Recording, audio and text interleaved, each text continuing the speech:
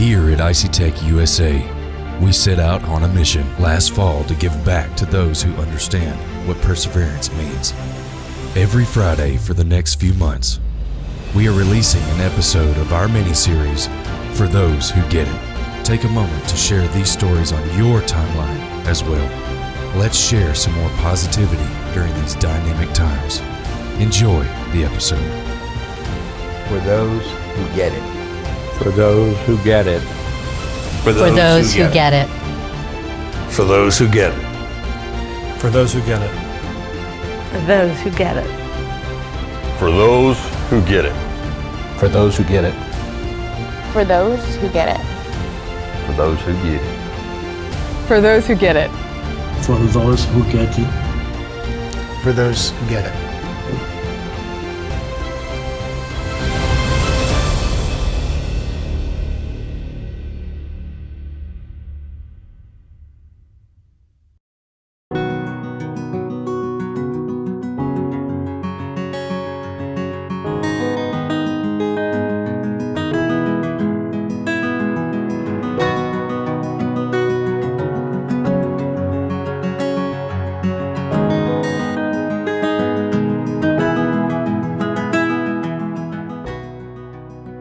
I'm Jeff Myron. I'm a district ride captain with the Patriot Guard for Western North Carolina.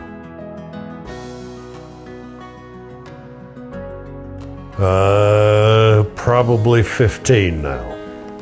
Patriot Guard shows honor and respect to fallen soldiers and soldiers that have died of natural causes. To again show that honor and respect to those who have served our country and deserve that honor and respect for their sacrifices made.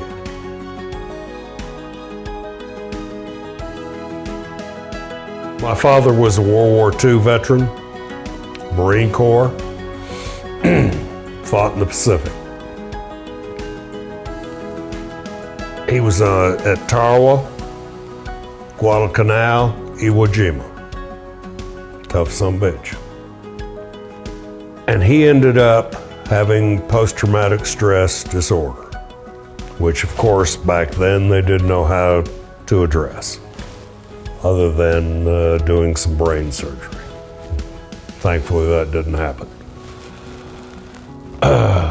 And I watched my father suffer after he got out of 13 years in a VA hospital in Battle Creek, Michigan, that he went into in 1950 because he tried to commit suicide.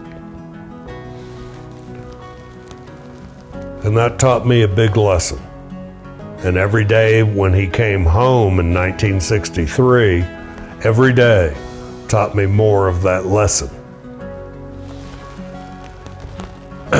And when I saw what he was still going through, and I looked at his scrapbooks from World War II, and I saw what he was involved in, I was like, my God. And to have seen that, to have witnessed what my father went through after the war, taught me a huge lesson. And I missed Vietnam by 2 points in the lottery. My number was 127. They were only taking at the time up through 125. So I didn't have to go. I was married, had a kid. Wife was happy that I didn't have to go. I really wanted to go because I had friends that had gone. And I had friends that didn't come back. So family, whatever, I didn't do it. But I missed the draft by 2 points, 2 numbers. 127 versus 125. And when the Patriot Guard started for the particularly for the reasons that the Patriot Guard started, I said, I got to be a part of this. In fact, on my vest, this Marine Corps emblem is my father's. So I bring him with me on every mission. So he's a part of that, because I know he always had honor and respect for every member of the military, and still does that to this day.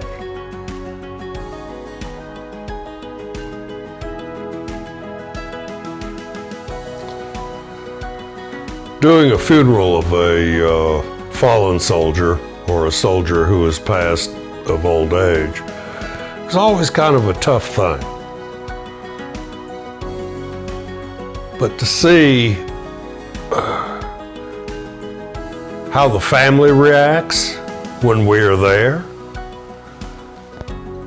and how thankful they are that we're there to show respect to their loved one, that is honestly overpowering. I mean, that just is just a great, great thing.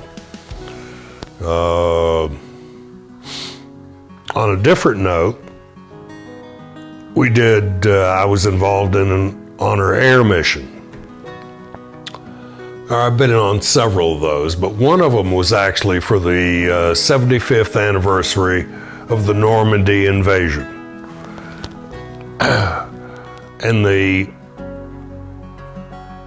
memorial for that is actually in Bedford, Virginia, because Bedford, Virginia, unfortunately lost more of their men per capita on the Normandy invasion than any other city in the country.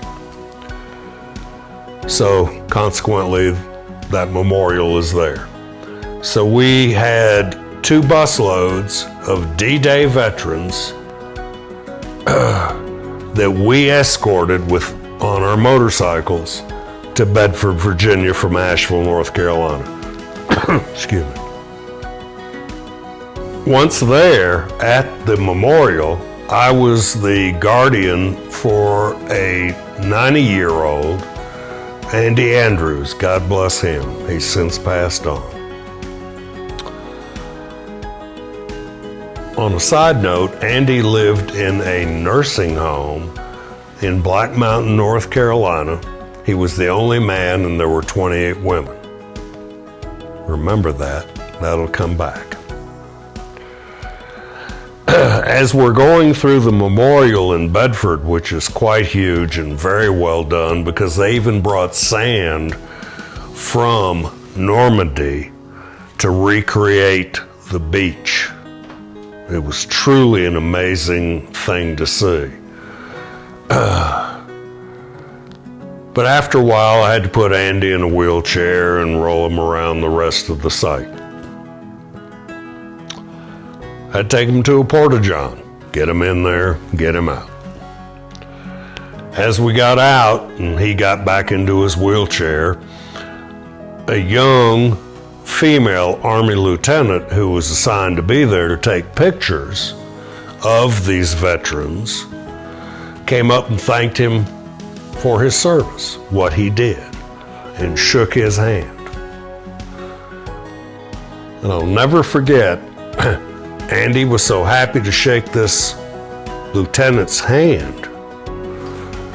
He took his other hand and he started rubbing her forearm, and he kept going up and up and up. I finally had to cut him off. That was probably one of the funniest moments of being a Patriot Guard rider, to have to cut off this 90-something-year-old who was getting ready to get risky with this Army lieutenant. But she really didn't care.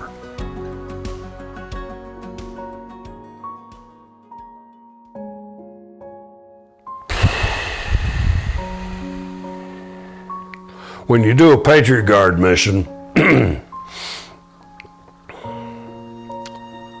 when you hear taps,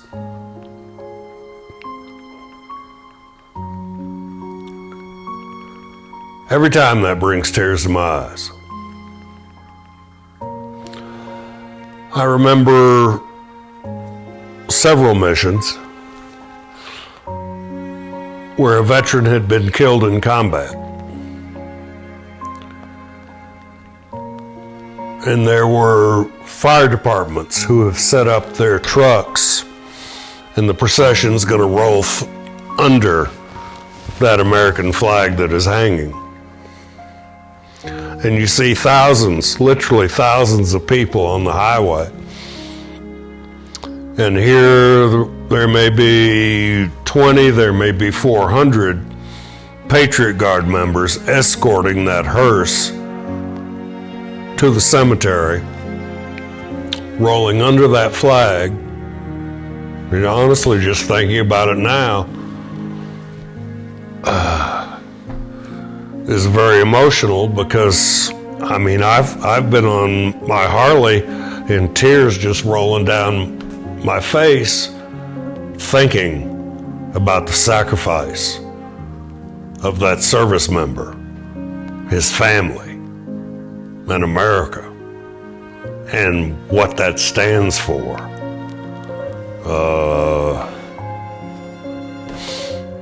Just very emotional times.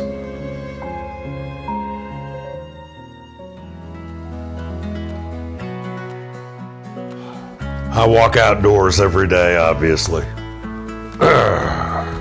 with my Doberman. And I look at the surroundings, I look at the trees, the leaves, the land, the layout, and I thank God every day, truly, thank God every day for another day.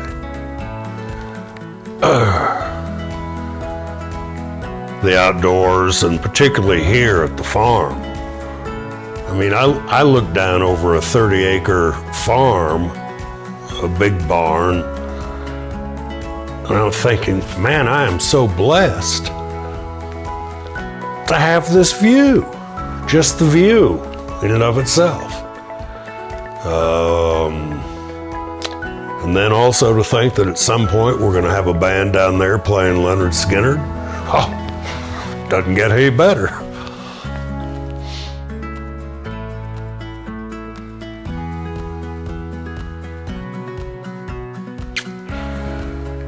Man, that's a tough one, because my father was there,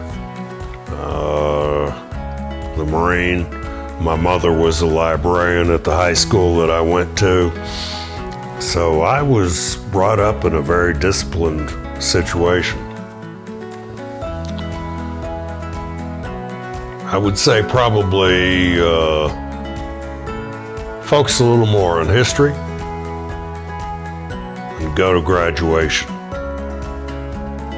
I did not go to graduation from high school, which was a truly big mistake, because again, my mother was a librarian at the high school that I attended. I was out riding my motorcycle instead, thought that'd be cool. Mom didn't think so much of that. So consequently, she had the Dean of Boys with his big wooden paddle incentivize me before I could get my diploma. So I would say, do not do anything to irritate your mama when you're 15, 16, 17, or 18, because it will come back to get you.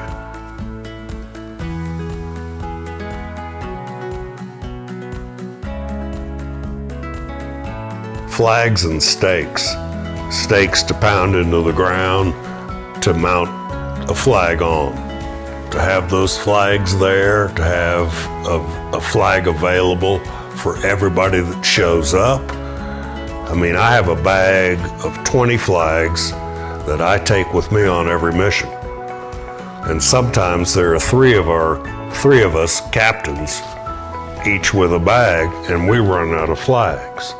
So that will be a very helpful thing, because to be able to have that flag line, that perimeter of American flags around the cemetery or that site where the service is, that's important to show that family.